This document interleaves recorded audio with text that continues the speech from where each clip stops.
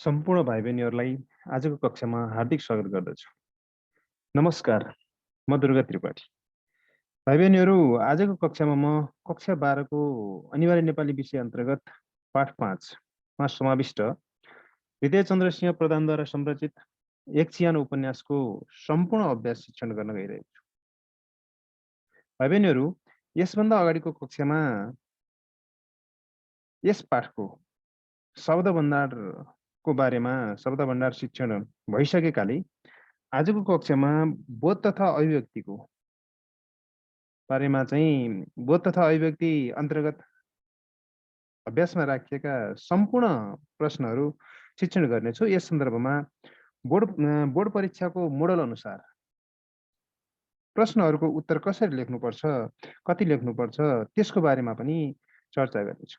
समग्रमा अन्तिम परीक्षामा बोर्ड परीक्षामा सोधिने प्रश्नहरूलाई जोड दिएर उत्तर कसरी लेख्नुपर्छ, कति लेख्नुपर्छ, सोही अनुसार नै म सम्पूर्ण अभ्यास शिक्षण गर्न गइरहेको छु। लागौँ अब भने अभ्यासतर्फ।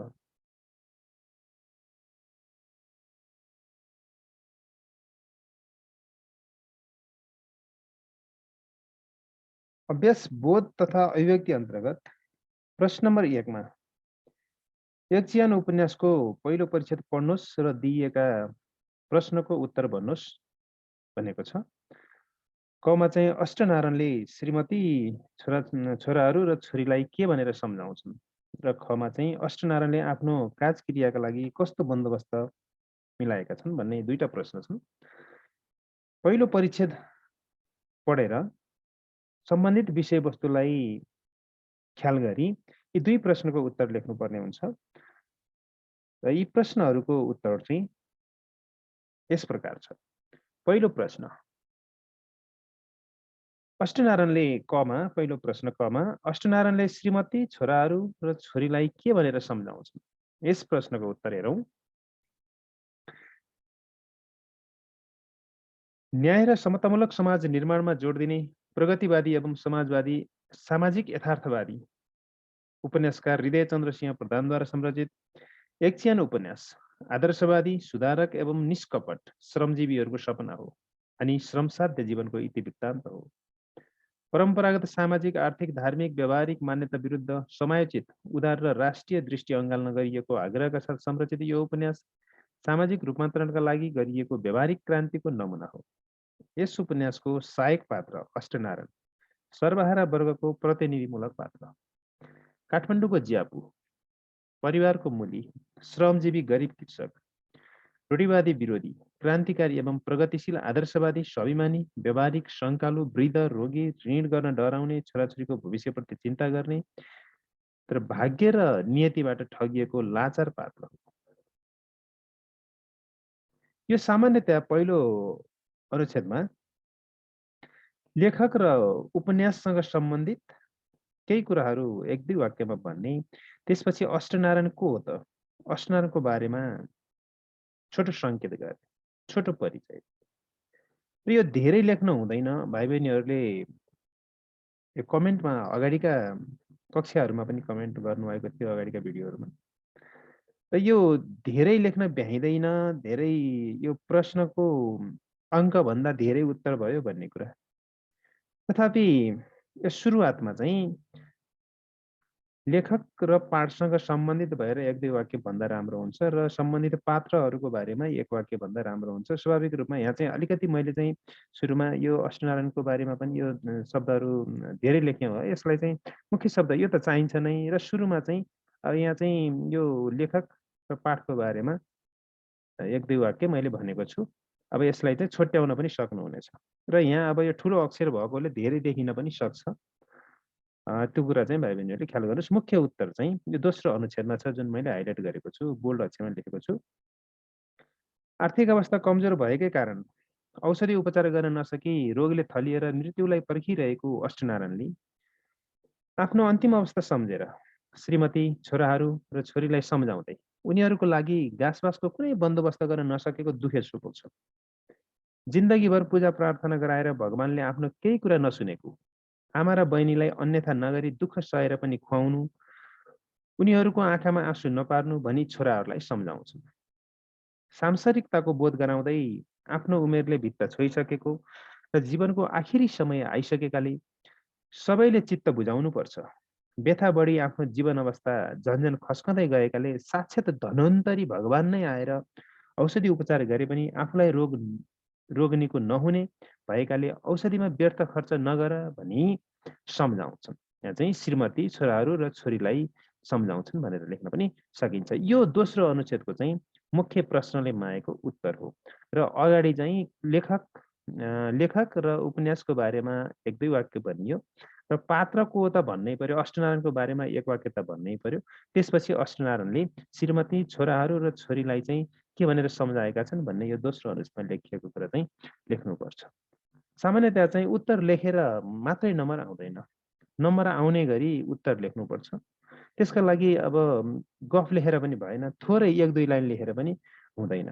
त्यसैले यति लगभग चाहिँ यति कुराहरू यो दोस्रो अनुच्छेदमा भनेका कुराहरू त लेख्नै पर्यो र अगाडिको चाहिँ लेखकको बारेमा चाहिँ र यो पाठमा भनेको कुराहरू त्यसलाई चाहिँ दुई वाक्य छन् त, लेखक र पाठको बारेमा एक एक वाक्य भनेको छु र अष्टनारायण को हो त भन्ने कुरालाई यसलाई बरु केही केही छुट्याउन सक्नुहुन्छ, तर यो चाहिँ भन्नै पर्छ।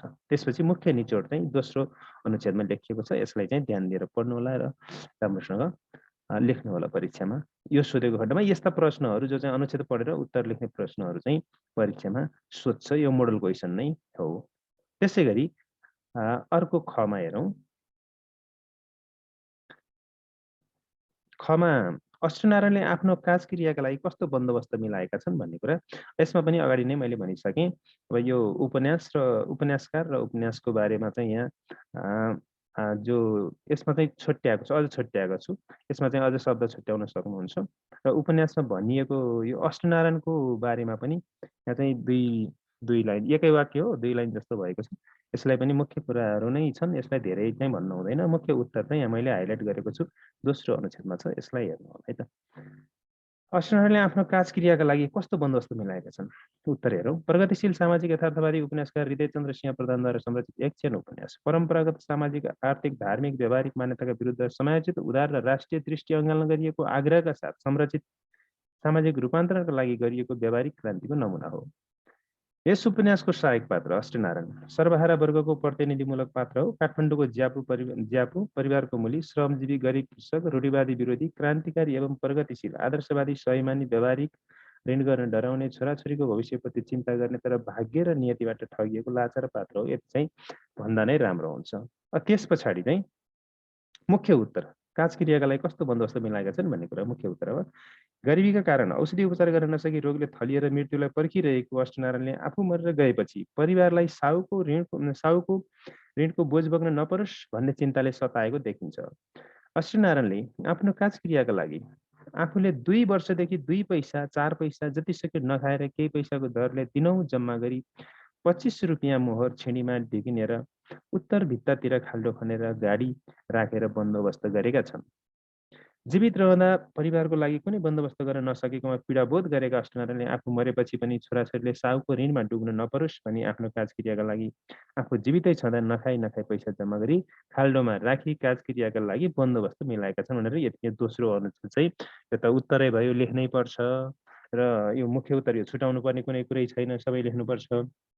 र पहिलो अनुच्छेदमा चाहिँ यसमा पनि खासै अब लेखक र पाठको बारेमा चाहिँ दुई दुई लाइन भने त्यसपछि अब अष्टनारायणको बारेमा त सङ्केत गर्नै पर्यो। त्यसैले यसलाई चाहिँ उत्तर धेरै भयो भनेर चाहिँ पढ्न लेख्न चाहिँ गाह्रो मान्नु भएन, किनभने राम्रो नम्बर ल्याउनको लागि एक दुई लाइन लेखेर चाहिँ हुँदैन, पुग्ने गरी प्रश्नले मागेको उत्तर पुग्ने गरी लेख्नुपर्ने हुन्छ। अब भने लागौँ अर्को प्रश्नतर्फ।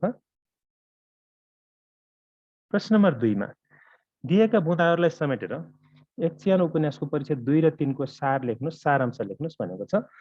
यिनै कदेखि टसम्म यी दिएका बुँदाहरूका आधारमा 2 र 3 परिच्छेदको सार लेख्ने हो र त्यो सारलाई चाहिँ मैले यिनै बुँदाका आधारमा यस प्रकार लेखेको छु। उत्तर 2 को उत्तर है। सर्वहारा वर्गको प्रतिनिधिमूलक पात्र काठमाडौँको ज्याबु परिवारको मूली श्रमजीवी गरिब कृषक अष्टनारायण सिकिस्त बिरामी भएपछि छोराहरूले बाबुलाई निको बनाउन ऋण लिएरै भए पनि उपचार सुरु गरेका छन्।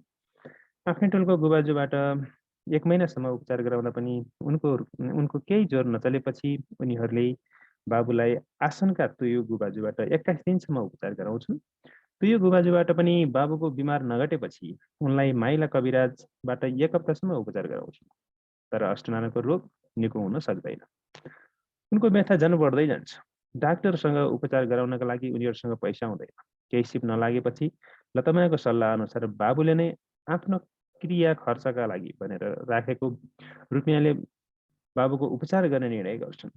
शिवनारायण अफसोच मान्दै बाबुको उपचारका लागि डाक्टर गोदत्त प्रसादलाई लिन डाक्टरको घरमा जान्छन्। गोदत्त प्रसादले आफूले उपचार गरे बापत पैसा नपाउने ठानी शिवनारायणको आग्रहलाई महत्त्व दिँदैनन्, व्यवस्था गरिबस्छन्। डाक्टरले अष्टनारायणलाई बिमारले झन्सारो पारेपछि आमा लतमायाले पूर्णनारायणलाई पनि डाक्टर कहाँ पठाउँछिन् डाक्टर लिनका लागि। दाजु आउन ढिलो भएको कारणले गर्दाखेरि हो। शिवनारायण र पूर्णनारायणले अनुरोध गर्दा पनि डाक्टर गोदत्त प्रसाद अष्टनारायणको उपचार गर्नका लागि आउन तयार हुँदैनन्। शिवनारायणले डाक्टरलाई घर पुग्न साथ 5 रुपियाँ फी दिने कबुल गरेपछि पैसामुखी डाक्टर गोदत्त प्रसाद पैसा पाउने भएपछि मात्रै अष्टनारायण कहाँ जान तयार हुन्छन् भनेर यो 2 र 3 को सार चाहिँ लेखियो बुँदाका आधारमा। यो परीक्षाका दृष्टिकोणले परीक्षामुखी प्रश्न नभए पनि विषयवस्तुगत आधारमा चाहिँ हाम्रो अभ्यासका लागि राखिएको प्रश्न हो। बोर्ड परीक्षामा यसरी बुँदा दिएर यो चाहिँ 2 र 3 परिच्छेदको सार लेख्नुहोस् भन्ने तरिकाले यस्तो प्रश्न चाहिँ सोध्दैन। मोडल अनुसार यो प्रश्न चाहिँ पर्दैन। त्यसैगरी 3 मा तलको उपन्यास अंश पढी दिएका प्रश्नहरूको उत्तर लेख्नुहोस् भनेको छ। यो चाहिँ बोर्ड परीक्षाको मोडल अनुसारको प्रश्न हो। यो चाहिँ महत्त्वपूर्ण प्रश्न हो। यसलाई चाहिँ भाइ बहिनीहरूले ध्यान दिएर पढ्नु होला र प्रश्नको उत्तर के कसरी लेख्ने त्यो चाहिँ म चाहिँ चर्चा गर्छु। अब हेरौँ।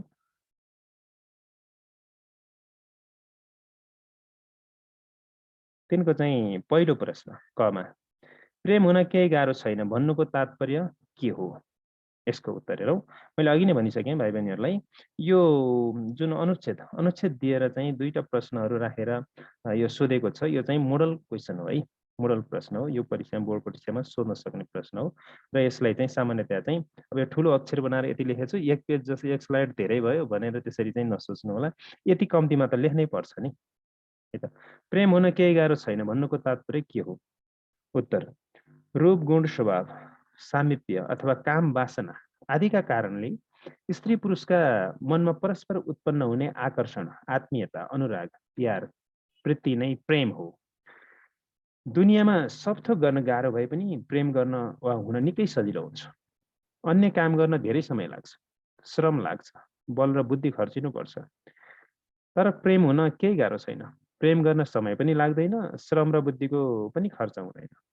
स्त्री पुरुषले एकअर्कालाई देख्नसाथ रूप गुण स्वभाव सामिप्य अथवा काम वासना आदिका कारण सजिलैसित एक घडी एक छिनमै प्रेम सम्बन्ध जोड्नका निम्ति आतुर हुन्छन्। भनिन्छ प्रेम अन्ध हुन्छ, न भूत न भविष्य हेरिन्छ।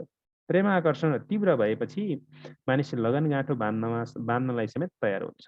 प्रेमिल मानिस दायाँ बायाँ केही नसोची केही घडीमा नै प्रीतिको सुनौलो संसारमा हराउन पुग्छ भन्नु नै प्रेम हुन केही गाह्रो छैन भन्नुको तात्पर्य हो है। के हो भएर चाहिँ तात्पर्य हो भन्ने कुरा भन्नु पर्यो। यसलाई चाहिँ अब के बढी भएछ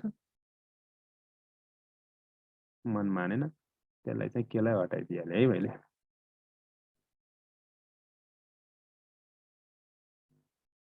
अब भने हामी अर्को प्रश्नतर्फ लाग्छौँ।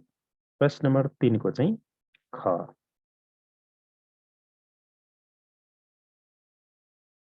प्रश्न नम्बर 3 को खमा हेरौँ। दिएको उपन्यास अंशमा प्रेमका सम्बन्धमा कसरी व्याख्या गरिएको छ, प्रेमका बारेमा व्याख्या कस्तो छ, प्रेमलाई कसरी व्याख्या गरिएको छ, कसरी चिनाइएको छ भन्ने प्रश्न भयो। प्रेमको सम्बन्धमा कसरी व्याख्या गरिएको छ हेरौँ। उत्तर दुनियाँमा सबै थोक हुन गाह्रो भए पनि प्रेम हुन केही गाह्रो छैन। प्रेम छोटो समयमा नै सजिलैसित हुन्छ। प्रेम गर्नका लागि न त धेरै श्रम गर्नुपर्छ न त बुद्धिको नै खर्च हुन्छ।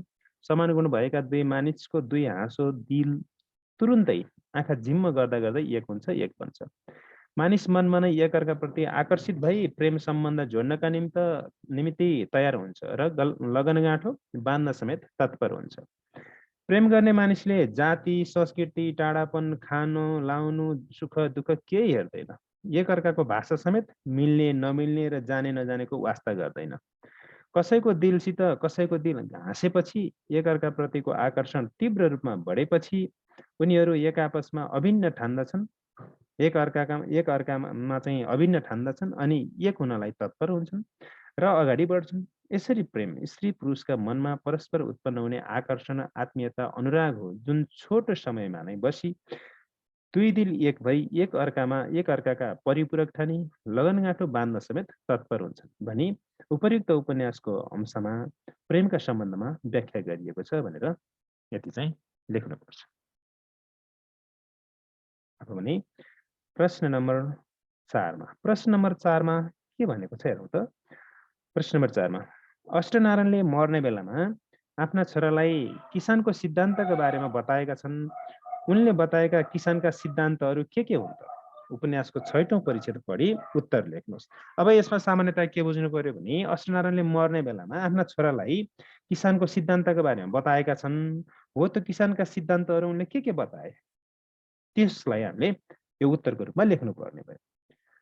र उत्तर चाहिँ यसरी लेख्ने। आधुनिक नेपाली उपन्यासको क्षेत्रमा प्रगतिवादी धाराका सशक्त परिवर्तनशील अग्रगामी विद्रोही एवं क्रान्तिकारी विचार प्रकट गर्ने उपन्यासकार हृदयचन्द्र सिंह प्रधानद्वारा संरचित एक च्यानो उपन्यास आदर्शवादी सुधारक एवं निष्कपट श्रमजीवीहरूको सपना हो अनि सामाजिक रूपान्तरणका लागि गरिएको व्यावहारिक क्रान्तिको नमुना हो। यस उपन्यासको सहायक पात्र अष्टनारायण सर्वहारा वर्गको प्रतिनिधिमूलक पात्र, काठमाडौँको ज्यापो, श्रमजीवी, गरिब कृषक, रूढिवादी विरोधी, प्रगतिशील आदर्शवादी, स्वाभिमानी व्यावहारिक, छोराछोरीको भविष्यप्रति चिन्ता प्रकट गर्ने पात्र हो। कर्मयोगको मन्त्र जप्ने कर्मयोगी एवं श्रमजीवी गरिब कृषक अष्टनारायणले मर्ने बेलामा आफ्ना छोरालाई किसानको सिद्धान्तका बारेमा सारभूत सिद्धान्तहरू बताएका छन्। माना रोपेर मुरी फलाउने कृषकको महान पर्व असार महिनामा किसानको छोराले मरेको बाबुलाई समेत फ्याँकेर असारको पूजा गर्नुपर्छ। असार बिग्रियो भने किसानको एक वर्षको सौभाग्य बिग्रन्छ। कृषकले खेतमा जति धाइ रहन्छ उति नै खेती सप्रन्छ। यो नै किसानका लागि महामन्त्र हो अनि दीक्षा पनि हो भनेर किसानको सिद्धान्तका बारेमा बताएका छन् भनेर लेख्ने। यो हाइलाइट गरिएको जुन चाहिँ मुख्य अन्तिममा चाहिँ यो हाइलाइट गरेको छु यो नै मुख्य उत्तर हो। यसलाई जस्ताको तस्तै लेख्दा हुन्छ र अगाडि सामान्यतया चाहिँ लेखक र चाहिँ उपन्यासमा के छ भन्ने कुरा दुई लाइन लेखेँ, एउटै वाक्यमा लेखेको छु। त्यसपछि अष्टनारायणको बारेमा एक वाक्य लेखेको छु अनि त सबै उत्तरै भयो है। अगाडि दुई वाक्य यानि कि उपन्यासकारको बारेमा उपन्यासमा के छ भन्ने कुरा सङ्केत गरे पहिलो वाक्य, दोस्रो वाक्य अष्टनारायणको बारेमा लेखियो। त्यस पछाडि त सबै चाहिँ उत्तर नै भयो। यति चाहिँ लेख्नुपर्ने हुन्छ, कम्तीमा पनि यति चाहिँ लेख्नुपर्ने हुन्छ। अब त्यस पछाडि चाहिँ अरू धेरै चाहिँ यो चाहिँ के भन्छ भने प्रश्नको अङ्कभार अनुसार लेख्ने र सामान्यतया चाहिँ यति उत्तर चाहिँ लेख्नुपर्ने हुन्छ। यसलाई चाहिँ धेरै भन्न मिल्दैन।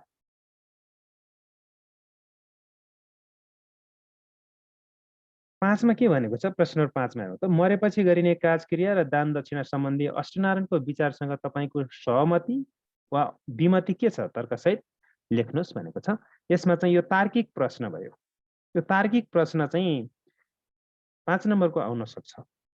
यसलाई चाहिँ त्यही अनुसार उत्तर लेख्नुपर्ने हुन्छ। 2-4 लाइन लेखेर छोडेर हुँदैन। तार्किक प्रश्न हो र यसको उत्तर हेरौँ। मरेपछि गरिने काजक्रिया दान दक्षिणा सम्बन्धी अष्टनारायणको विचारसँग तपाईँ सहमति अथवा विमति के हुनुहुन्छ भन्ने कुरा छ। यसमा चाहिँ सामान्यतया उत्तर लेख्ने कसरी भन्ने कुरा आउन सक्छ।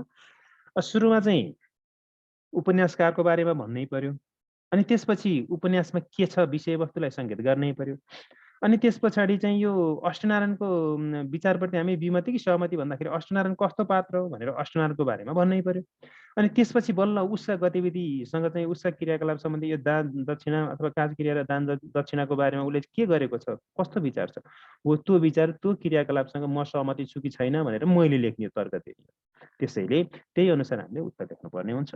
हेरौँ उत्तर: आधुनिक नेपाली उपन्यासको क्षेत्रमा प्रगतिवादी धाराका प्रगतिशील, परिवर्तनशील अथवा प्रगतिशील, अग्रगामी, विद्रोही एवं क्रान्तिकारी विचार प्रकट गर्ने उपन्यासकार हृदयचन्द्र सिंह प्रधानद्वारा संरचित एक सानो उपन्यास आदर्शवादी, सुधारक एवं निष्कपट श्रमजीवीहरूको सपना हो अनि सामाजिक रूपान्तरणका लागि गरिएको व्यावहारिक क्रान्तिको नमुना हो। यस उपन्यासको सहायक पात्र अष्टनारायण सर्वहारा वर्गको प्रतिनिधिमूलक पात्र, काठमाडौँको ज्यापु श्रमजीवी, गरिब कृषक, रूढिवादी विरोधी, क्रान्तिकारी एवं प्रगतिशील, आदर्शवादी, स्वाभिमानी, व्यावहारिक क्रान्तिको नमुना पात्र हुन् भनेर यसरी चाहिँ लेखक, उपन्यासको बारेमा र अष्टनारायणको बारेमा सङ्केत गरियो। सदियौँदेखि नेपाली समाजमा व्याप्त हुने खाने र हुँदा खाने दुई वर्ग बीचको आर्थिक विभेदको खाडल गम्भीर छ। सर्वहारा विपन्न वर्गका नागरिकहरूले आडम्बरी, रूढिवादी, अन्धविश्वासी परम्परा, धर्म र संस्कृतिका नाउँमा सकसपूर्ण जीवन बाँच्न विवश छन्। धार्मिक सांस्कृतिक दास बनेका छन् भन्न खोजेको हो मैले है। नसकिकन पनि बाध्यात्मक स्थितिमा गरिब सर्वहारा वर्गका नागरिकहरूले गर्नुपर्ने सांस्कृतिक जति पनि चाहिँ बाध्यकारी चाहिँ क्रियाकलाप गतिविधिहरू छन्, ती हाम्रा संस्कारहरू छन्, ती चाहिँ सांस्कृतिक दासका रूपमा चाहिँ गरिबहरूलाई शास्ति बनेका छन् भन्न चाहिँ सङ्केत गरेको छु मैले त्यसलाई। त्यही अनुसारको चाहिँ जो हाम्रा धर्म संस्कारहरू, संस्कृतिहरू छन्, समयोचित अथवा चाहिँ समयको गति अनुसार चाहिँ परिवर्तन हुनुपर्छ। न्याय र समतामूलक समाज निर्माणका लागि चाहिँ हामीले त्यो प्रयास गर्नुपर्छ। संस्कृतिभित्रका चाहिँ विकृतिहरू, आडम्बरी कुराहरू, रूढिवादी, अन्धविश्वासी, परम्परागत धर्म संस्कृति त्यस्ता चाहिँ छन् भने ती हामीलाई चाहिँ जो सकसपूर्ण बनेका छन् भने तिनलाई समयको गति अनुसार चाहिँ युग अनुसार चाहिँ परिष्कार परिमार्जन गर्नुपर्छ भन्ने कुरा चाहिँ यो मैले सङ्केत गरेँ है। त्यो सबै यहाँ व्याख्या गर्ने कुरा भएन। प्रगतिशील विचार राख्ने, सामाजिक रूपान्तरणका लागि व्यावहारिक क्रान्ति गर्ने, वर्गीय विभेदको अन्त्य गरी न्याय र समतामूलक समाज निर्माणको चाहना राख्ने अष्टनारायणले गरिबहरूले मरेपछि नसकिकन पनि गर्नुपर्ने काजक्रिया र दान दक्षिणालाई अमान्य मात्रै नभई उगाड्नै खुवाइदिएका थिए। अष्टनारायणको यस विचार र कार्यप्रति म पूर्ण सहमत छु भनेर मैले यो सङ्केत मात्रै गरेँ। सामान्यतया चाहिँ रूढिवादी, अन्धविश्वासी मूल्य मान्यताहरू संस्कारका रूपमा रहेका छन्। भनौँ न यो चाहिँ जाति, भाषा, धर्म, लिङ्ग, सम्प्रदाय, वर्ग आदिका आधारमा चाहिँ विभेदजन्य गतिविधि र क्रियाकलापहरूबाट प्रेरित भएका त्यस्ता चाहिँ संस्कृति छन् भने ती संस्कृतिहरू चाहिँ ती विभेदकारी संस्कृति नभएर विकृति तिनलाई चाहिँ समयको गति अनुसार चाहिँ युग अनुसार चाहिँ समयोचित हामीले चाहिँ बदल्नुपर्छ भन्ने कुरालाई परिमार्जन गर्नुपर्छ भन्ने कुरालाई मैले यहाँ चाहिँ सङ्केत गरेँ। यो अष्टनारायणको विचार जुन प्रगतिशील विचार छ, व्यावहारिक क्रान्तिको प्रयास गरेको छ, व्यावहारिक क्रान्ति है, परिवर्तनका लागि, व्यावहारिक क्रान्तिको सामाजिक परिवर्तनका लागि, रूपान्तरणका लागि व्यावहारिक क्रान्ति जो गरेको छ, वर्गीय विभेद अन्त्य गर्नका लागि, न्याय र समतामूलक समाज निर्माण गर्ने चाहना चाहिँ जो छ, हो यो काजक्रिया, दान दक्षिणाको चाहिँ यो भड्किलो चाहिँ भनौँ न यो चाहिँ जो चाहिँ समय सापेक्ष अथवा समयको गति अनुसार चाहिँ समयोचित भनौँ, समयोचित छैन, त्यसलाई चाहिँ परिष्कार परिमार्जन गर्ने जो प्रयास गरेको छ, हो त्यो कार्यप्रति चाहिँ म पूर्ण सहमत छु। विचार र कार्यप्रति यो चाहिँ काजक्रिया र दान दक्षिणा सम्बन्धी अष्टनारायणको विचारप्रति म पूर्ण सहमत छु भन्ने यो सङ्केत गरेँ। अब त्यसो भए यसलाई चाहिँ थप स्पष्ट पारौँ अर्को अनुच्छेदमा। संस्कृति परम्परागत भए पनि अपरिवर्तनशील भने हुँदैन। संस्कृति परम्परागत भए पनि अपरिवर्तनशील भने हुँदैन। समयको गतिसँगै मानवीय जीवनशैली पनि परिवर्तन हुँदै जान्छ। समय, सन्दर्भ र आवश्यकता अनुसार संस्कृति पनि समयानुकूल, परिमार्जित र परिष्कृत हुँदै जानुपर्छ।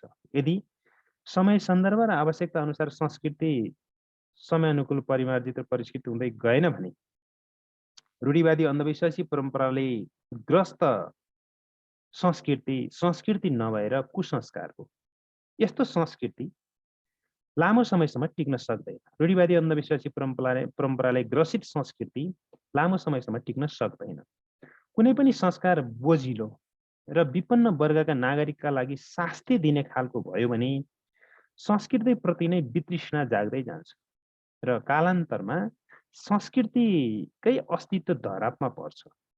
अन्धविश्वास, विभेद, शोषण, उत्पीडन आदि संस्कृति नभएर विकृति जसलाई अन्त्य गरी समय अनुसार विभेद रहित साझा संस्कृतिको निर्माणको यात्रामा हामी जुट्नुपर्छ। अष्टनारायणले मरेपछि गरिने बिचा आउने प्रथा, काज क्रिया, दान दक्षिणा, भोज भतेर जस्ता अन्ध परम्परालाई घृणा एवं आलोचना गर्नुका साथै अमान्य सिद्ध गरेका थिए, उघाड नै खुवाएका थिए भनेको छ। हामीले गरिब वर्गलाई दास बनाउने अन्धविश्वासी एवं आडम्बरी संस्कृति परिमार्जन गर्नुपर्छ। सबैको साझा संस्कृति बनाउनुपर्छ। अष्टनारायणको जस्तै प्रगतिशील विचार हामीले राख्नुपर्छ। समयको गतिसँग हिँड्नुपर्छ भन्ने मेरो विचार छ। अष्टनारायणको विचारप्रति म पूर्ण सहमत छु भनेर त अगाडि नै भनिसकेँ, पछाडि पनि सङ्केत गर्न सकिन्छ। यो काज क्रिया दान दक्षिणासँग सम्बन्धित जति पनि अष्टनारायणको चाहिँ अष्टनारायणले गरेका चाहिँ क्रियाकलापहरू छन्, विचार छन्, त्यसप्रति म पूर्ण सहमत छु भन्ने कुरा अन्तिममा निचोडमा पनि समेट्न सकिन्छ।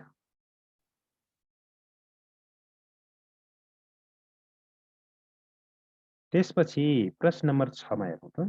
प्रश्न नम्बर 6 मा के भनेको छ? यक्षयान उपन्यासमा नेपाली समाजको कस्तो अवस्थाको चित्रण गरिएको छ? वर्णन गर्नुहोस् भनेको छ। यहाँ चाहिँ वर्णन गर्नुहोस् नै भनेको छ है। नेपाली समाजको कस्तो अवस्थालाई चित्रण गरेको छ भन्ने कुरा छ। यो चाहिँ 5 नम्बरमा सोधिने प्रश्न हो। 4-5 नम्बरमा सोधिने प्रश्नहरू अलिकति चाहिँ लामै लेख्नुपर्ने हुन्छ। त्यसमा पनि यहाँ वर्णन गर्नुहोस् भनेको छ। र यसलाई चाहिँ मैले 2टा स्लाइडमा लेखेको छु, हेरौँ है त।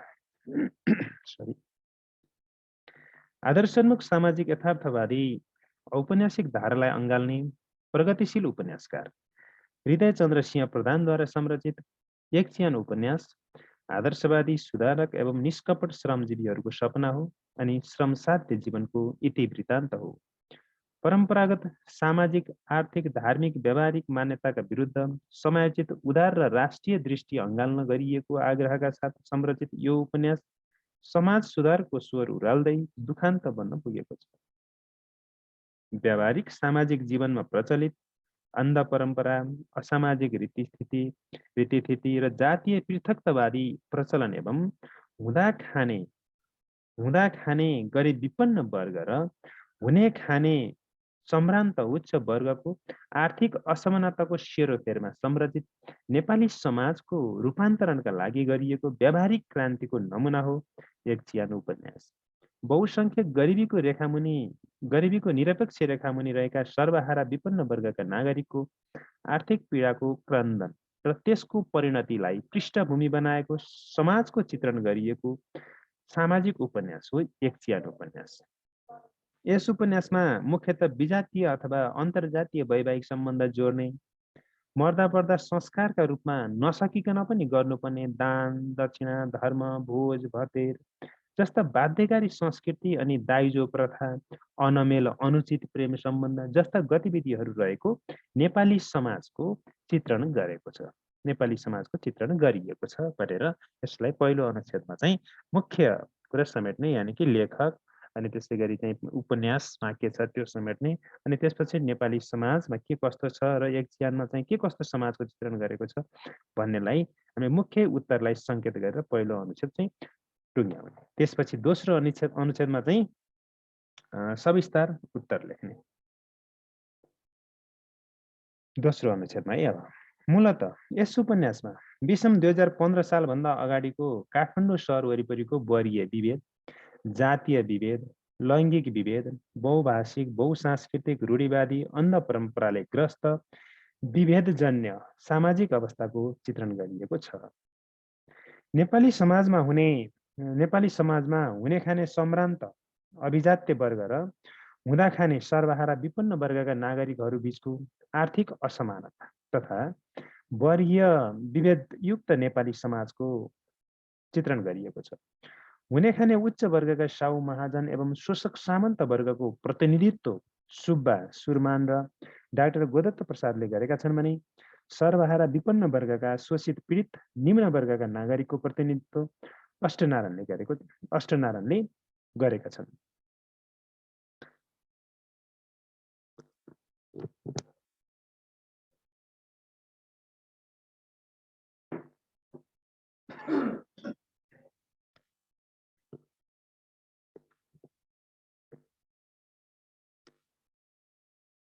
त्यसै गरी उच्च वर्गका हुने खानेहरूले विभिन्न जाल झेल षड्यन्त्रका ताना बना बुनेर गरिब एवं विपन्न वर्गका नागरिकहरूमाथि गर्ने शोषण, दमन, अन्याय, अत्याचारपूर्ण सामन्ती व्यवहारलाई प्रस्तुत गरिएको छ। पैसामुखी अमानवीय चरित्र भएको डाक्टर गोदत्तले बिना पैसा उपचार गर्न नखोज्नु अनि पैसा पाउने लोभमा उपचार गर्न गएपछि नानी थकुको जवानीप्रति आकर्षित भई उसलाई आफ्नी बनाउन खोज्नु अनि बुढो सुब्बा सुरमानले नानी थकुलाई जाली कुरा बनाई आफ्नी बनाउन खोज्नुले स्वार्थी, भोगविलासी, कामुक उच्च वर्गका शोषक सामन्तहरूले गरिब वर्गमाथि गर्ने शोषण दमनको वास्तविकतालाई चित्रण गरेको छ। शिक्षा र स्वास्थ्यमा उच्च वर्गकै एकाधिकार भएको विवेकजन्य शोषणयुक्त समाजको चित्रण गरिएको छ। सर्वहारा वर्गले जति हड्डी घोटे पनि दुई छाक टार्न र एक सरो लाउन मुस्किल पर्ने श्रम शोषित समाजको चित्रण छ। अष्टनारायण जस्ता सर्वहारा गरिबहरू अहोरात्र खटिँदा जोतिँदा पनि रोग भोक र शोकले थलिएर मर्नुपर्ने त्यो सर्वहारा वर्गका गरिब नागरिकहरूको दयनीय पीडा अनि सामन्ती समाजको चित्रण गरिएको छ। बहुजाति, बहुभाषी, संस्कृतिले विविधतायुक्त नेपाली समाजको चित्रण छ। नेपाली समाजको बहुजाति, बहुभाषी, बहुसंस्कृतिले चाहिँ युक्त विविधतामय नेपाली समाजको चित्रण गरिएको छ, जहाँ हुने खानेको समाजमा गरिबहरू सांस्कृतिक दास बनेर बाँच्नुपर्ने बाध्यकारी समाजको चित्रण छ। भरिया, मजदुर, सिकर्मी, डकर्मी, ज्यामी, कृषकहरूले श्रमको मूल्य पाउन नसकेको, दयनीय जीवन दशा फेरिन नसकेको शोषणयुक्त सामन्ती समाजको चित्रण गरिएको छ।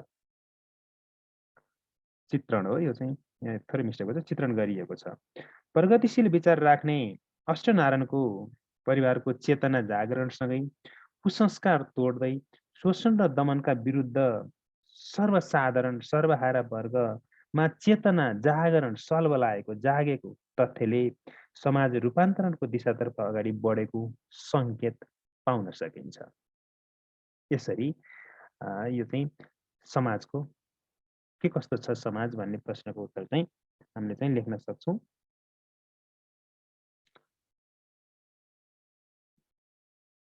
त्यसपछि अब भने लागौँ प्रश्न नम्बर 7 तर्फ। 7 मा चाहिँ के भनेको छ हेरौँ त। प्रश्न नम्बर 7 मा एकचियान उपन्यासका आधारमा दिएका पात्रको चरित्र चित्रण गर्नुहोस् भनेको छ। एकचियान उपन्यासका आधारमा दिएका पात्रहरू, यहाँ चाहिँ पात्रहरू दिएको छ, त्यसको बारेमा हामीले चाहिँ चरित्र चित्रण गर्नु पर्यो। पहिलो पात्र चाहिँ शिवनारायण, कमा चाहिँ शिवनारायण। शिवनारायण कस्तो पात्र हो त हेरौँ। शिवनारायण गरिब कृषक अष्टनारायणको जेठो छोरो हो। पारिवारिक जिम्मेवारी बोध गर्ने कर्तव्यनिष्ठ पात्र हो भने उपन्यासको ऊ प्रमुख पात्र हो। पेसाले ऊ मेहनती कृषक हो। ऊ गरिब भए पनि स्वाभिमानी देखिन्छ। बाबुको प्रगतिशील विचारलाई मनन गर्ने क्रान्तिकारी पात्र हो। पारिवारिक एवं अभिभावकीय जिम्मेवारी बोध गर्ने अनि परिश्रमी कृषक हो। आर्थिक विपन्नताका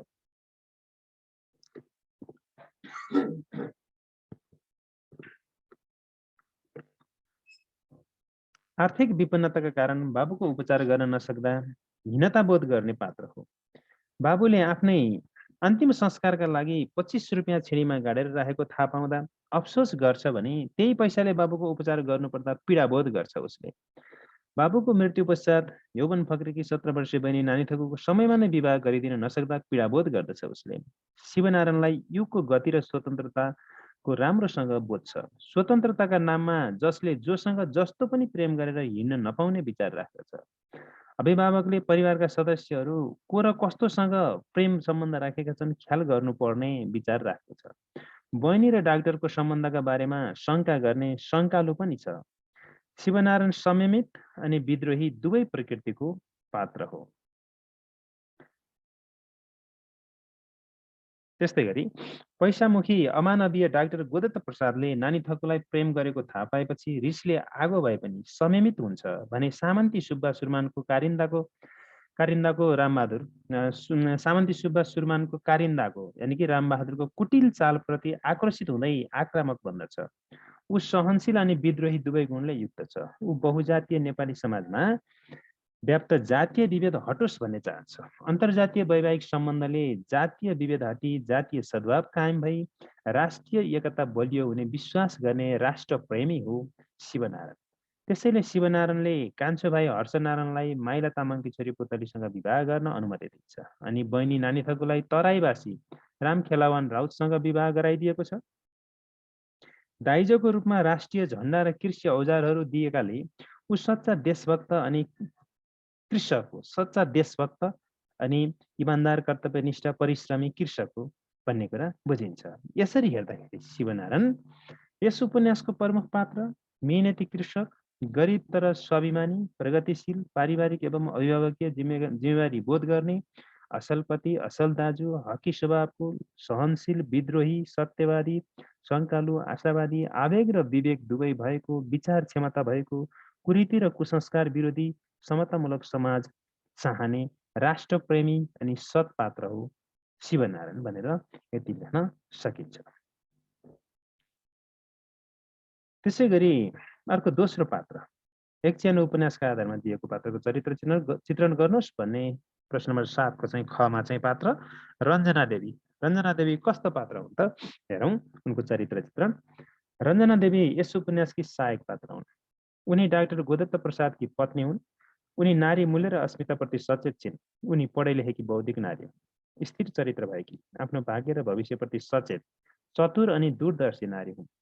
उनले आफ्नो पति डाक्टर गोदत्त प्रसादले अष्टनारायणकी छोरी नानी थकुसँगको प्रेम सम्बन्ध बढाउँदै गएको चाल पाएपछि पतिलाई कडा शब्द प्रहार गरी सचेत बनाउनुका साथै नानी थकुलाई आफ्नै घरमा बोलाई नारी मूल्य र अस्मिताको बारेमा सम्झाइ बुझाइ गरी आफ्नो भाग्य र भविष्यप्रति सचेत हुने बौद्धिक र चतुर नारी हुन्। उनी बौद्धिक महिला वर्गकी वर्गीय चरित्र पनि हुन्। उनी परिपक्व एवं स्थिर चरित्र भएकी सत्पात्र हुन्। उनले आफ्नो परिपक्व व्यवहार र क्रियाकलापले आफूले सौता बेहोर्नु पर्ने अवस्थालाई टारेकी छिन्। उनी चलाख अनि दूरदर्शी चरित्रकी देखिन्छन्। उनले आफ्नो अनि नानी थकुको भविष्य बर्बाद हुनबाट जोगाएकी छिन् अनि पतिलाई पतित हुनबाट जोगाएकी छिन्। यसरी हेर्दा डाक्टरकी पत्नी रञ्जना देवी उपन्यासकी सहायक पात्र, नारी मूल्य र अस्मिताप्रति सचेत, बौद्धिक, चतुर अनि दूरदर्शी नारी, भाग्य र भविष्यप्रति सचेत, वर्गीय चरित्र, परिपक्व सत्पात्र, स्थिर चरित्र, दूरदर्शी नारी चरित्र हुन्।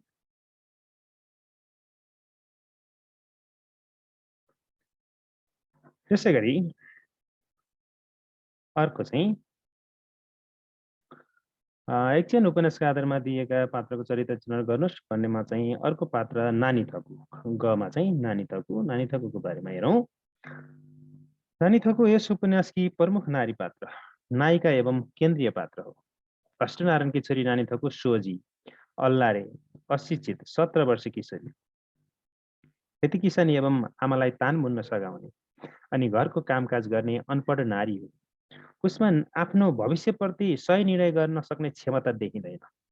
ऊ नारी मूल्य र अस्मिताप्रति सचेत हुन सकेकी छैन। धेरै पाको उमेरको विवाहित पुरुष अनि छोराछोरीको बाबु डाक्टर गोदत्त प्रसादसँग अनुचित प्रेम गर्छे। बिहे गर्ने चाहना राख्छे डाक्टरसँग। किशोर अवस्थाकी नानी थको अदूरदर्शी, अपरिपक्व, अल्लारे चरित्रको रूपमा देखिन्छ। बाबुको आदर्शलाई मनन गर्ने, दाजुलाई सम्मान गर्ने पात्र हो नानी थको। दाजु शिवनारायणले हपार्दै स्वतन्त्रता र प्रेमको बारेमा सजग र सचेत गराएपछि अनि डाक्टर गोदत्त प्रसादकी पत्नी रञ्जनाले नारी मूल्य र अस्मिताको बारेमा सम्झाएपछि नारी चेतना जागी सचेत बनेकी छे अनि डाक्टरले साँझ पख आएर भगाउन खोज्दा भागेकी छैन। साँझ पख आएर भगाउन खोज्छ तर ऊ भागेकी छैन। सुरुमा डाक्टरकी प्रेमिका बनी बहकिए पनि अन्ततः प्रेमको लहरमा फँसेर आफ्नो भाग्य र भविष्य बर्बाद गर्न नहुने निर्णयमा पुगी सजग र सचेत बनेकी छे। अन्ततः नानी थकुले रामखेलावन राउतसँग प्रेम विवाह गरेकी छे। यसरी हेर्दा ऊ गतिशील चरित्रको रूपमा देखिन्छ। यसरी समग्रमा भन्नुपर्दा नानी थकु अष्टनारायणकी छोरी, प्रमुख नारी पात्र, नायिका एवं केन्द्रीय पात्र, 17 वर्ष किशोरी, सोझी, अल्लारे, अशिक्षित, नारी मूल्य र अस्मिताप्रति सचेत हुन नसक्ने, सही निर्णय क्षमता नभएकी, सस्तो प्रेम गर्ने, अदूरदर्शी, किशोरावस्थाकी, डाक्टरकी प्रेमिका, धेरै पाको र विवाहित पुरुषसँग माया र बिहे गर्ने चाहना राख्ने, दाजु र डाक्टर गोदत्त प्रसादकी पत्नी रञ्जनाले नारी मूल्य र अस्मिताको बारेमा सम्झाएपछि सचेत बनेकी गतिशील चरित्र हो भनेर लेख्न सकिन्छ नानी थकुको चरित्रको बारेमा। त्यसपछि 8औं प्रश्न हेरौँ त।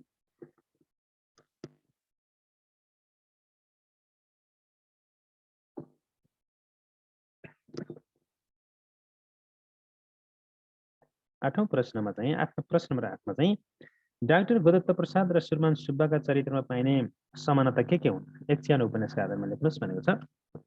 यसमा चाहिँ एकचियान उपन्यासमा प्रयुक्त डाक्टर गोदत्त प्रसाद र सुरमान सुब्बा दुवै चारित्रिक गुणहरूमा धेरै समानता पाइन्छ। दुवैका चारित्रिक गुणमा धेरै समानता पाइन्छ। यी दुवै हुने खाने सम्पन्न उच्च वर्गका चरित्र हुन्, वर्गीय चरित्र हुन्। यी दुवै उपन्यासमा सहायक एवं नकारात्मक चरित्रका कलुषित भावना भएका खलपात्रका रूपमा देखिएका छन्। गोदत्त प्रसाद पेसाले डाक्टर, तर ऊ सेवामुखी भन्दा पनि पैसामुखी अमानवीय चरित्र हो। बिना पैसा कसैको पनि उपचार नगर्ने मानवताहीन चरित्र हो भने सुरमान पनि गरिबहरूलाई शोषण दमन गर्ने सामन्ती तल्सिङ हो। पैसा पाउने पक्का भएपछि अष्टनारायणको उपचार गर्न गएको डाक्टर 17 वर्षीय युवती नानी थकुको जवानी देख्दा गिद्धे नजर लगाउँछ र प्रेमको जाल रची आँख्नी बनाउने प्रयास गर्छ भने 50 वर्षीय बुढो सुब्बा सुरमान पनि आफ्नो कारिन्दा रामबहादुर मार्फत अष्टनारायणले छोरी दिने वचन दिएको जाली कुरा बनाई आर्थिक प्रलोभनमा पारी भर्खर यौवन फक्रेकी 17 वर्षीय नानी थकुलाई आँख्नी बनाउने दुष्प्रयास गर्छ। यी दुवैको एउटै स्वार्थ नानी थकुको जवानी लुट्नु नै देखिन्छ।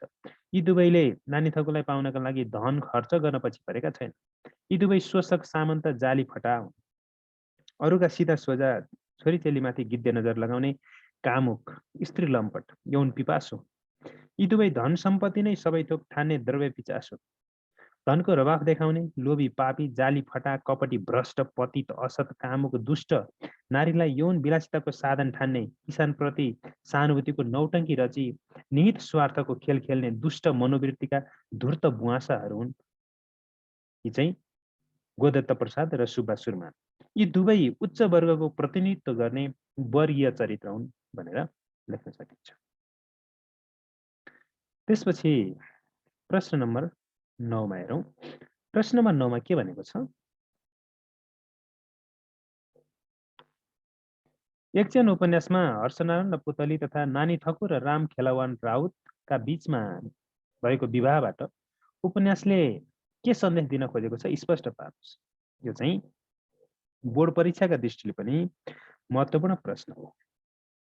यो चाहिँ यो लामो प्रश्न भन्नाले अब यो 2 नम्बरको छोटो प्रश्नमा नआइकन 5 नम्बरको प्रश्नमा आउने सम्भावित प्रश्न हो। बोर्ड इक्जामको दृष्टिकोणले चाहिँ यो महत्त्वपूर्ण प्रश्न हो। हेरौँ यसको उत्तर।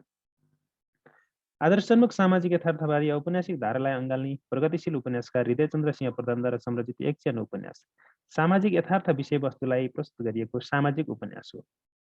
यस उपन्यासमा परम्परागत सामाजिक आर्थिक धार्मिक व्यावहारिक मान्यताका विरुद्ध समयोचित उदार र राष्ट्रिय दृष्टि अँगाल्न आग्रह गर्दै समाज सुधारको चाहना प्रकट गरिएको छ।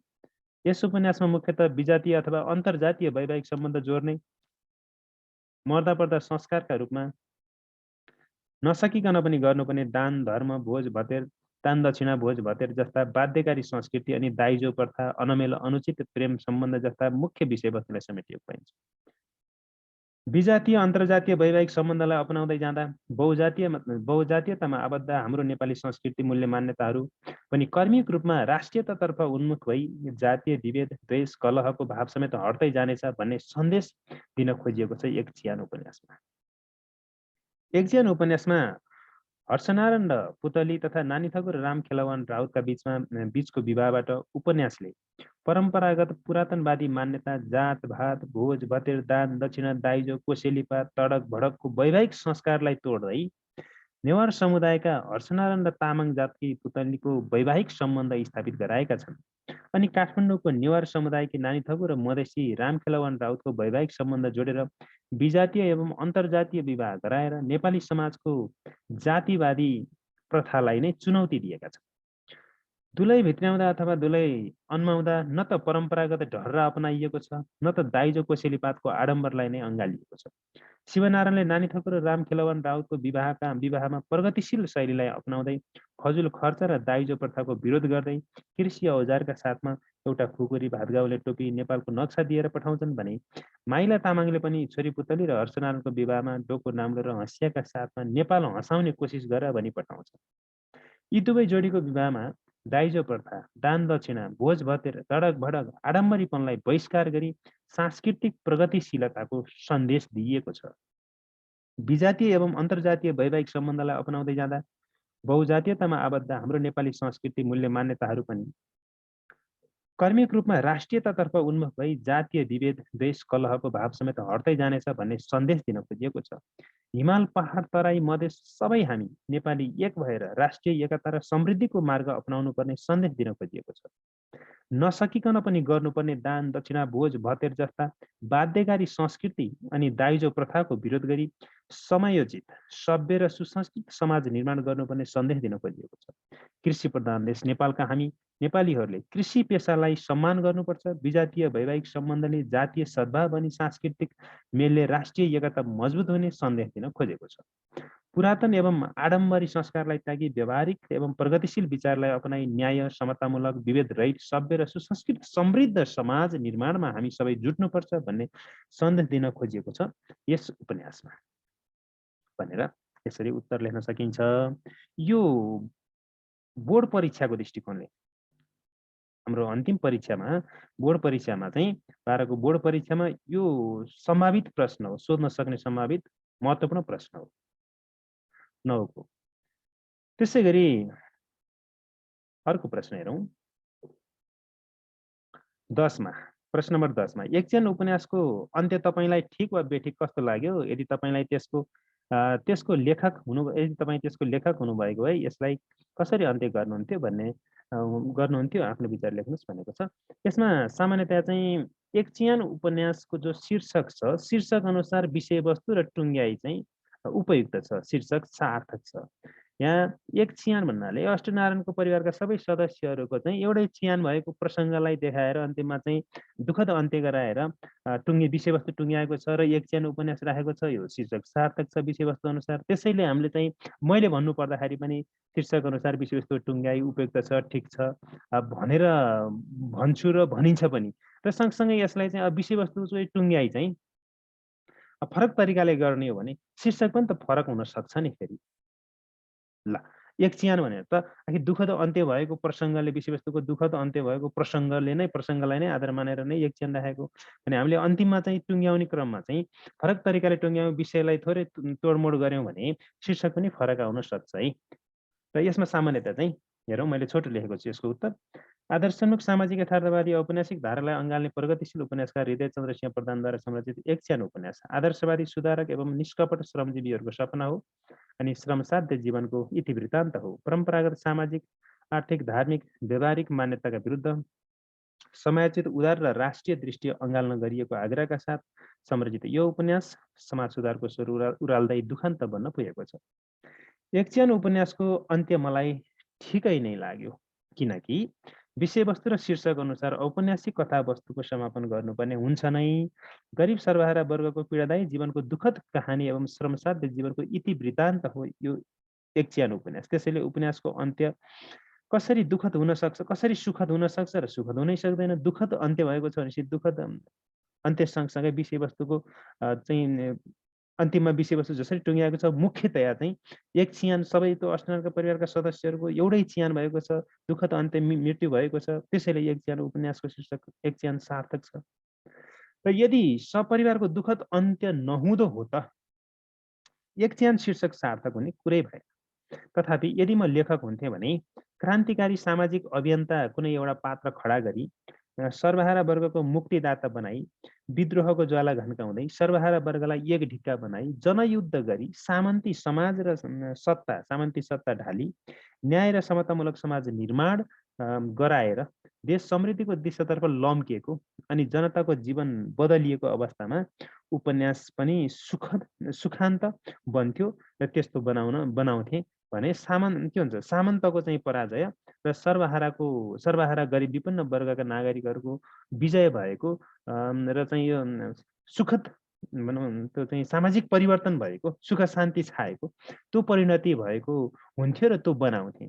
न अष्टनारायणका सन्ततिको मृत्यु हुन्थ्यो, न एक चियान शीर्षक नै सार्थक हुन्थ्यो। त्यस अवस्थामा चाहिँ एक चियान शीर्षक नभइकन चाहिँ नयाँ युग शीर्षक हुन सक्थ्यो है। यसरी पनि मैले चाहिँ यसलाई चाहिँ टुङ्ग्याएको छु। अब यो आफ्नो तरिकाले लेख्न सकिन्छ। 11 मा दिएको उपन्यास अंशबाट मुख्य मुख्य घटना टिप्नुहोस् भनेको छ। यो चाहिँ उपन्यासको अंशलाई पढेर मुख्य मुख्य घटनाहरू टिप्नु पर्यो। सामान्यतः चाहिँ यसलाई केको लागि राखियो भने सारांश लेख्ने सन्दर्भमा हो यो राखिएको। सारांश लेख्ने चाहिँ भनेको छैन। मुख्य मुख्य 4 वटा बुँदा टिप्नुहोस् र सारांश लेख्नुहोस् भनेर परीक्षामा सोधिन्छ। बोर्ड परीक्षामा, अन्तिम परीक्षामा आउँछ। यही अनुच्छेद राखेर मुख्य मुख्य 4 वटा बुँदा टिपी सारांश लेख्नुहोस् भनेर सोध्न पनि सक्छ। त्यही सारांशको अभ्यासका लागि राखिएको हो यो 11 को यो प्रश्न, 11 नम्बरको प्रश्न।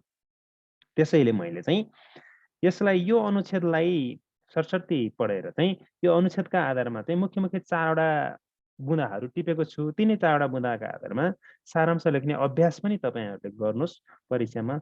त्यसरी सारांश लेख्नुस्, 1/3 सारांश लेख्नुस् भनेर सोध्न पनि सक्छ बोर्ड परीक्षामा। मैले यहाँ मुख्य 4 वटा बुँदा लेखेको छु। घटनालाई आधार मानेर, मुख्य घटनालाई आधार मानेर हेरौँ। दिएको उपन्यासको अंशबाट मुख्य मुख्य घटनाहरू त्यसमा 4 वटा बुँदामा लेखेको छु मैले। मुख्य घटनाहरू 1 मा चाहिँ शिवनारायणको खेतमा रोपाई हुनु। यसमा रोपाई भएको थियो अथवा यसरी चाहिँ समापिका क्रिया प्रयोग गर्ने भए मुख्य मुख्य घटना यसरी बुँदा टिपोट गर्ने क्रममा चाहिँ असमापिका क्रिया प्रयोग गर्ने र कमा दिने, अन्तिममा पनि असमापिका क्रिया प्रयोग गरेर पूर्णविरामले चाहिँ यो 4 वटा बुँदालाई चाहिँ टुङ्ग्याउने हो। यसरी लेख्नुपर्ने हुन्छ। त्यस पछाडि सारांश, यिनै बुँदाका आधारमा सारांश लेख्ने। सारांशको बारेमा चाहिँ कसरी लेख्ने भन्ने कुरा मैले यहाँ चर्चा गरिनँ, पहिला धेरै चर्चा गरिसकेको छु। र यसमा चाहिँ सारांश लेखियो भने शीर्षक दिनुपर्छ। यिनै 4 वटा बुँदाका आधारमा 1/3 सारांश लेख्ने हो। अनुच्छेदको शब्द सङ्ख्या लेख्नु पर्यो। 1/3 शब्द सङ्ख्या कति हो त्यो सङ्केत गर्नु पर्यो। अनि लेखिएको सारांशको शब्द सङ्ख्या लेख्नु पर्यो। त्यो सबै चाहिँ सङ्केत गर्नुपर्ने हुन्छ यदि सारांश लेख्नु। 1 मा चाहिँ शिवनारायणको खेतमा रोपाई हुनु एउटा घटना यो हो। दोस्रोमा चाहिँ शिवनारायणको परिवारमा सबै सदस्यहरू अन्य काम छाडी रोपाईको काममा मग्नमस्त हुनु। त्यस्तै तेस्रो घटना नानी थको हिजो बेलुकाको त्यत्रो आपत्ति र मनमा चलेको अन्तर्द्वन्द्वका बीचमा पनि आज आफ्ना परिवारका अरू सदस्य सरह खुसी, दङ्ग र आनन्दित हुँदै रोपाईमा जुट्नु। चौथोमा चाहिँ अष्टनारायणले रोपाईको दिनलाई जीवनको प्रतिष्ठा र आत्मा आह्वान गरेको दिन सम्झने भएकाले पिताको आत्मालाई आघात नपुगोस् भनी नानी थको दुःखमा पनि सुखको अनुभूति गरी हर्ष मनाउनु भनेर यसरी 4 वटा मुख्य घटना, मुख्य प्रसङ्गलाई चाहिँ मैले टिप्पणी गरेँ। अब त्यसै गरी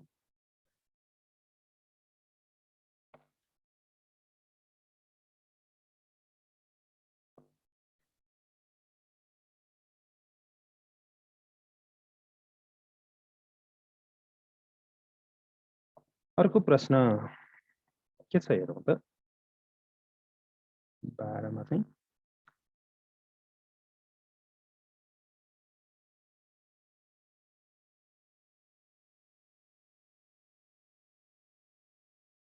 प्रश्न नम्बर 12 मा दिएको उपन्यास अंशमा आएका पात्रको चरित्र चित्रण गर्नुहोस् भनेको छ। यहाँ यो उपन्यासको अंशमा आएका पात्रहरू उपन्यासको उपयुक्त अंशमा शिवनारायण, रामबहादुर, सुब्बा साहेब गरी 3 जना पात्रहरू आएका छन्। यो 3 जना पात्रहरूको सन्दर्भमा चाहिँ शिवनारायणको बारेमा चाहिँ पहिल्यै भनिसकिएको छ, अगाडि आइसकेको छ। अनि सुब्बा सुरमानको बारेमा पनि अगाडि आइसकेको छ। रामबहादुरको बारेमा चाहिँ आएको छैन। रामबहादुरको बारेमा लेख्नलाई मैले यहाँ चाहिँ तिनै शिवनारायण, रामबहादुर र सुब्बा साहेब यी तिनैवटाको चाहिँ चरित्र चित्रण गरेको छु। त्यसलाई चाहिँ हेरौँ। शिवनारायणको बारेमा यहाँ चरित्र चित्रण मैले सबै लेखेको छु।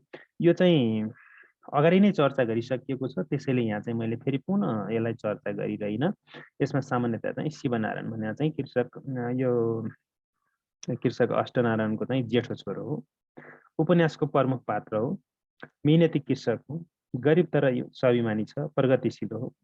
अनि पारिवारिक एवं अभिभावकीय जिम्मेवारी बोध गर्ने पात्र हो। असल पति, असल दाजु, हकी, सहनशील, विद्रोही, सत्यवादी, शङ्कालु, आशावादी, आवेग र विवेक दुवै भएको, विचार क्षमता भएको, कुरीति र कुसंस्कार विरोधी पात्र हो। त्यस्तै गरी समतामूलक समाज निर्माणको चाहना राख्ने राष्ट्रप्रेमी पात्र हो। सत् पात्र हो। न्याय र समतामूलक समाज निर्माणको चाहना राख्ने पात्र हो। अब यो सांस्कृतिक दृष्टिकोणले पनि यहाँ चाहिँ अब उसको भूमिका विशेष त अब यो प्रगतिशील विचार छ भन्ने कुरा, समयोचित युग अनुसार चाहिँ चल्नुपर्छ भन्ने मान्यता राख्ने, यो शिवनारायणको बारेमा चाहिँ अब यहाँ यी मैले धेरै कुराहरू भनेको छु, त्यसलाई चाहिँ अगाडि पनि चर्चा गरिसकेको हुनाले चर्चा गरिन। त्यसैगरी अर्को दोस्रो पात्र रामबहादुर। रामबहादुरको बारेमा पहिला चर्चा गरिएको छैन, त्यसैले यसको बारेमा मैले सरसर्ती भने। रामबहादुर एक सानो उपन्यासको सहायक पात्र हो, नकारात्मक चरित्रको कलुषित भावना भएको खल पात्र हो। रामबहादुर सुब्बा सुरमानको चाहिँ कारिन्दा हो। आफ्नो मालिक सुब्बा सुरमानलाई खुसी बनाएर जीविकोपार्जन गर्ने चाकरीबाज हो यो रामबहादुर। रामबहादुर मालिकको चाकरी गरेर जीवन निर्वाह गर्ने चाकरीबाजहरूको प्रतिनिधिमूलक वर्गीय चरित्र हो। उसले मालिकलाई खुसी बनाउन जस्तोसुकै जाल जेल र कुटिल चाल चाल्न पछि पर्दैन। शोषक सामन्ती मालिकको गरिब मारा कार्यको सहयोगी पात्र हो, जो षड्यन्त्रको तानाबाना बुन्न सिपालु छ। यौन पिपासु कामुक बुढो सुब्बा सुरमानलाई अष्टनारायणकी 17 वर्षे छोरी नानीथौकलाई विवाह गराइदिने धृष्टता बोकी कुटिल चाल चाल्ने दलाल हो यो रामबहादुर। मालिकको आडमा गरिबलाई फकाउन, बहकाउन अनि धम्क्याउन पछाडि नपर्ने सामन्तीहरूको पृष्ठपोषक पात्र हो, हुतिहारा हो। मिहिनेत एवं पौरख गरेर बाँच्न नसक्ने लाचार अनि निरीह पात्र हो। श्रम र समयको महत्त्व नबुझ्ने सामन्तीहरूको पक्षपाती पात्र हो। यसरी हेर्दा रामबहादुर उपन्यासको सहायक पात्र, सुब्बाको चाकरीबाज, दलाली, फकाउन, फसाउन सिपालु, फटा, असत एवं खलपात्र, लाचार, निरीह, कुटिल, हुतिहारा, सामन्तीको पक्षपाती वर्गीय चरित्र, चाकरीबाजहरूको चाहिँ प्रतिनिधित्व गर्ने वर्गीय चरित्र हो भनेर यसरी मैले छोटोमा मुख्य कुरा भने। त्यसै गरी अर्को चाहिँ सुब्बा सुरमान। सुब्बा सुरमान चाहिँ उपन्यासको सहायक पात्र हो, नकारात्मक चरित्रको कलुषित भावना भएको खल पात्र हो, उच्च वर्गको वर्गीय चरित्र हो, शोषण दमन गर्ने सामन्ती तल्सिङ हो। यो कारिन्दा रामबहादुर मार्फत अष्टनारायणकी छोरी दिने वचन दिएको जाली कुरा बनाएर आर्थिक प्रलोभनमा पारेर भर्खर यौवन फर्केकी 17 वर्षीय नानी थकुलाई आफनी बनाउने दुष्प्रयास गर्छ। नानी थकुको जवानी लुट्न उद्धत भ्रष्ट चरित्रको पात्र हो। शोषक सामन्त जाली फटाहरूका सिधासुधा छोरी चेलीमाथि गिद्धे नजर लाउने कामुक स्त्री लम्पट यौन पिपासु हो। धनलाई सबै थोक ठान्ने मैमत्ता, यो चाहिँ दर्वे पिचास सामन्ती हो। धनको रवाफमा जे पनि गर्न सकिन्छ भन्ने लुटेरा हो यो। धनको रवाफ देखाउने लोभी पापी जाली फटा कपटी भ्रष्ट पतित असत कामुक दुष्ट नारीलाई यौन विलासिताको साधन ठान्ने किसानप्रति सहानुभूतिको नौटङ्गी रची नित स्वार्थको खेल रच्ने दुष्ट मनोवृत्तिको धूर्त बुवासो हो यो। उच्च वर्गको प्रतिनिधित्व गर्ने वर्गीय चरित्र हो। यसरी हेर्दा सुब्बा सामन्ती सरकारी कर्मचारी, जग्गा कमाउन दिएर अन्नपात लिने तल्सिङ, अरूका छोरीचेलीमाथि गिद्धे नजर लाउने कामुक, नानी थौकुलाई आफै बनाउन खोज्ने फटा शोषक सामन्त धूर्त असत धनको तुजुक भएको असत एवं फलपात्र वर्गीय चरित्र हो भन्ने त्यसरी मुख्य कुराहरू मैले लेखेँ सुब्बा सुरमानको बारेमा, सुब्बा सुरमानको चरित्रको सन्दर्भमा। अब त्यसै गरी अर्को प्रश्न के छ 13 नम्बरमा हेर्नु है त। परिवेश भनेको ठाउँ, समय र वातावरण हो।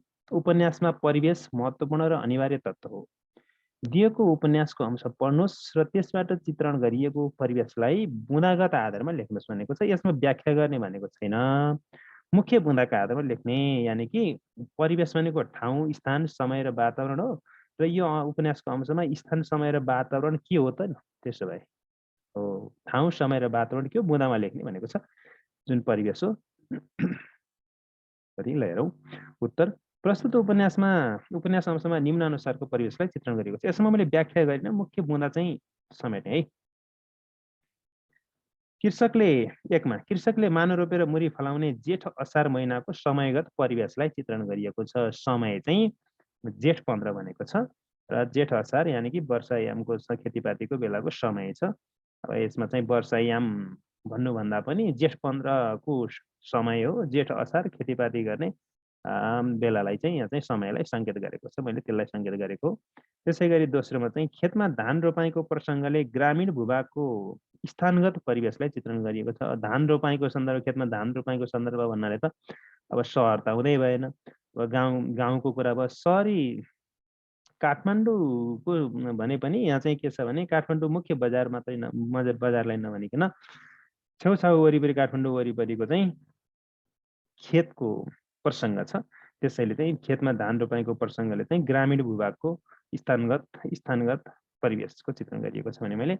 अर्को चाहिँ वर्षाका कारण कृषकहरू रमाइरहेको, हावाहुरी चल्ने, पानी परेको वातावरणीय परिवेश छ। वर्षाका कारण चाहिँ कृषकहरू रमाइरहेको, खेतीपातीमा जुटेको, हावाहुरी चलेको, पानी परेको वातावरण परिवेश छ। त्यसैगरी आर्थिक चौथोमा आर्थिक दुरावस्थाका कारण निम्नवर्गीय शिवनारायणको गरिब परिवारमा बाँसको उपयुक्त व्यवस्था गर्न नसकेको अनि पानी पर्दा चुइने घर, हावा चल्दा क्यारकुर गर्दा भत्किने डर, मरिने पो हो कि भन्ने डर, यो आदिले त्रासदीको आन्तरिक वातावरण र परिवेशको चित्रण गरिएको छ भने छोटोमा मैले सङ्केत गरेँ। अब त्यसै गरी 14मा के छ हेरौँ त। 14मा दिएको अनुच्छेद पढी सोधिएका प्रश्नको उत्तर लेख्नुहोस् भनेको छ। यो अनुच्छेद पढेर यहाँ चाहिँ 4वटा प्रश्न छन्। यी 4वटा प्रश्नको उत्तर लेख्नुपर्ने हुन्छ। हेरौँ,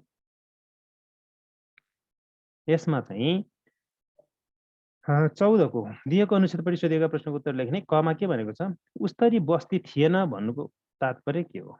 उस्तरी बस्ती थिएन भन्नुको तात्पर्य के हो?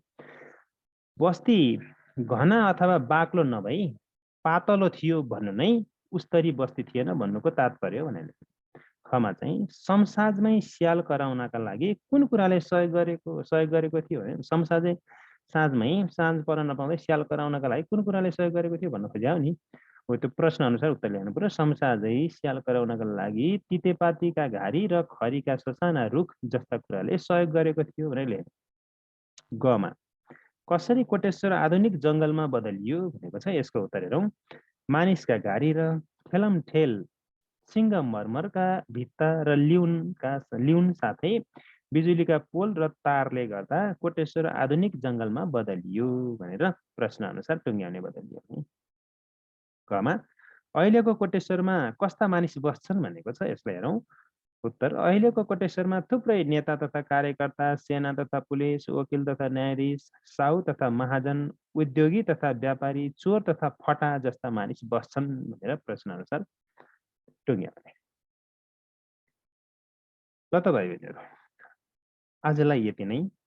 अर्को कक्षामा म एकछिन उपन्यासको अभ्यासमा भाषा तत्त्व अन्तर्गत जो राखिएको छ व्याकरण, त्यो कालसँग सम्बन्धित विभिन्न प्रश्नहरू राखिएको छ।